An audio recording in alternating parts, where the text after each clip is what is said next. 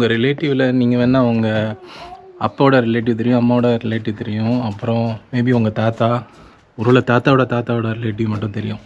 அதுக்கு முன்னாடி உள்ள ரிலேட்டிவ்லாம் யாருன்னு உங்களுக்கும் தெரியாது. இப்போ அவங்கள கேட்கவும் முடியாது, யாருமே உயிரோடு இருக்க மாட்டாங்க. ஸோ அதுக்கு தான் நான் அந்த டிஎன்ஏ டெஸ்ட் ஒன்று பண்ணேன். அது வந்தது 100%